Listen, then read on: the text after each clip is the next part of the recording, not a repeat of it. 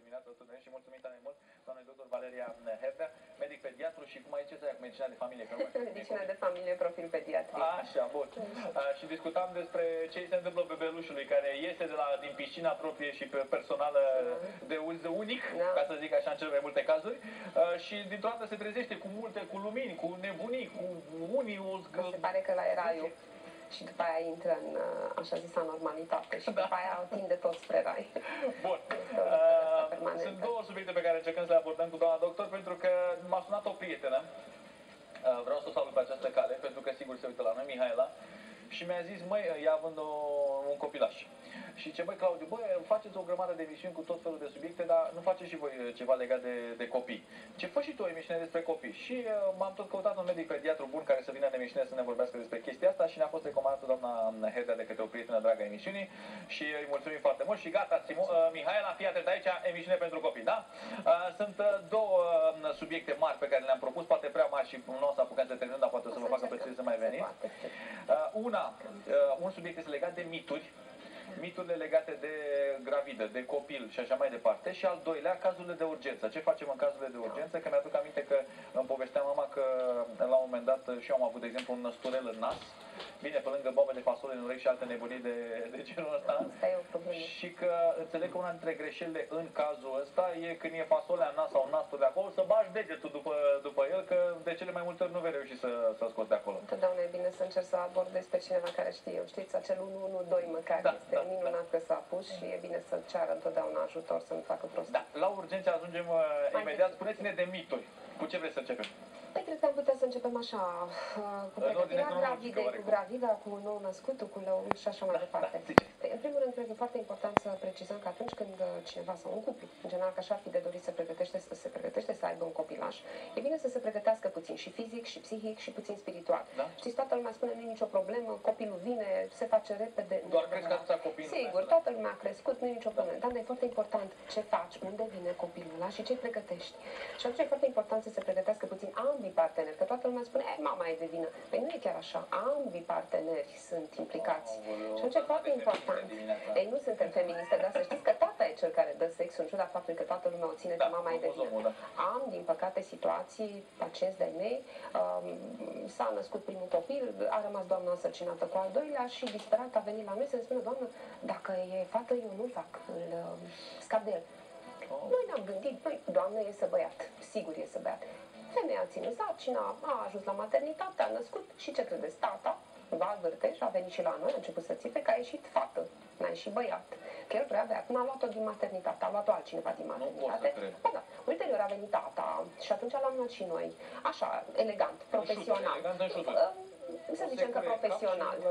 Așa, cineva mi-a spus ieri că mă implic prea mult și că nu e profesionist. Și da, domnule, dar sunt și situații în care nu poți să fii profesionist, pentru că este dincolo de mine. N-a vrut să-și ia fata. Și acum morala, pe cine credeți că iubește cel mai mult tăticul respectiv? A doua fată. Pentru că a doua fată este leit el, a doua fată este leit același caracter și este foarte iubăreață. Pe cine credeți că iubește copilul cel mai mult? Pe tată. Așa că există și morală. Deci foarte importantă pregătirea asta. Deci viitoarea gravidă trebuie să se gândească foarte bine. Ea o să am un copil. Sunt sănătoasă. Vine pe un teren bun. Apropo de chestia asta la prima sarcină, a doua, din păcate, n-am mai respectat. Deci la prima sarcină, când ne-am hotărât noi să facem, eu dau din casă, acum că nu e Cristina, că dacă era Cristina nu puteam să dau nimic, știți foarte bine că nu mă lasă să spun nimic. Ei, dați puțin așa, decent. 3 luni de zile înainte de a ne apuca de treabă, m-am pus să fac toate analizele, nu m-am mai lăsat să beau cafea. De fumat nu fumez și nu a fost cazul, dar nu m-am mai lăsat să beau cafea deloc dimineața, deci eram așa, în fiecare dimineață eram așa, am făcut cele mai adormite emisiuni în viața mea. Nu era nicio tragedie. Da, după aceea m-am pus să mănânc fructe, legume, deci mă punea să... Și când m-am dus și mi-am făcut respectivele analize, știți unde? Notau mei și pe spate și pe burtă și n-aveam niciun fel de probleme, eram cel mai tare din parcare. Să știți, foarte important și se uitau galeși pe doamnele de la analize la mine. Să știți că sunt, din păcate, cupluri care nu acceptă că și ei pot fi, bărbații pot avea o problemă. Și din păcate, deci pe foarte mulți îi consiliem și le spunem, oameni buni, sunteți doi la conceperea acelui copil. Încercați și faceți-vă amândoi analizele, pregătiți-vă amândoi, pentru că e foarte important. Poți fi mai obosit, poți fi tarat poți avea diverse probleme, fie fumezi, fie ești stresat la servici și atunci ambii din cuplu trebuie să se pregătească. Și atunci, sigur, pregătirea asta, inclusiv pregătirea psihică, dom'le, totuși vom avea un copil, ce facem cu el? Da. Cu el pasăm, că de obicei asta e problema. Cine să-l îngrijească după ce merg eu la servici? La cine stă? Nu asta e problema. Problema e, noi doi suntem suficient de maturi încât să-l creștem sau să ne crească el pe noi? Noi suntem doi imaturi. Asta e una. Există tot așa, la capitolul mituri, tot felul de vorbe populare care zic că, domnule, femeia de la 40 de ani încolo e bine să nu mai facă copii și începând de la 20 și să facă copilul. Asta e adevărat? În general, extremele sub 18 și peste 40 sunt consiliate, în general, să fie foarte atenți la starea de sănătate. Acum, medicina are niște, cum să vă spun, achiziții extraordinare în ultimii ani și atunci vârsta s-a prelungit. Sigur, nu poți să iei un copil să-l pui să facă un copil și nu poți să iei o femeie la menopauză. Nu e indicat să faci. Și atunci, sigur, varianta ideală este să alegi o vârstă la care ambii sunt în stare să facă un copil sănătos. Poți să faci copil la orice vârstă. Da. Și o femeie de 45 poate avea și o fată de 17. Dar e recomandabil ca în perioada aia când ești pregătit, când bate ceasul ăla biologic, atunci să ai un copil. Exact. Și când ai și răbdare pentru asta. Da. Însă să știți că avem cupluri de vârste mai mari și care îți cresc adorabil copil. Absolut adorabil, dar sunt cupluri foarte bine pregătite. Dar eu vă zic acum un lucru. Nu știu dacă aș fi avut răbdarea acum, dacă aș fi făcut-o pe Selena sau copiii, dacă aș fi făcut la 20 și ceva de ani, nu știu dacă aș fi avut răbdarea pe care o am acum. Adică privesc un pic diferit lucrurile. Trebuie să fii puțin matur ca să fii în stare să-l crești și să-i dăruiești exact tot ce ai mai bun și mai frumos în tine pentru copil. Ziceți, vârsta bărbatului contează? Da, contează. Contează pentru că, sigur, un bărbat, spre deosebire de o femeie, este în stare să facă un copil și la vârstă mai mare. Dar mă bucură pe mine. Da, păi să ne amintim de Anthony Quinn, să ne amintim de 80 ceva de ani, și de alți mulți oameni mari care au avut copii la vârstă mare, dar, sigur, cu anumite probleme. Nimeni n-a spus că erau perfecți niciun. Deci contează și bărbatul. Nu se încheie situația când bărbatul Eu zic că totuși andropauza spune și ea puțin vârsta. Andropauza este și ea o vârstă biologică a bărbatului și exact ce a spus dumneavoastră, un cuplu, un copil, are nevoie să vină între mamă și tată. Eu mă gândeam din punct de vedere al sănătății, dacă influențează atât de tare bărbatul. Da, pentru că există o patologie adăugată. Un pacient vârstnic, o persoană, poate avea diverse tare. Poate fi hipertensiv, diabetic, poate fi alte, poate avea o grămadă de alte lucruri. Nu știi ce poți transmite și atunci e bine să iei o perioadă optim benefică să ai un copil. Asta este o treabă.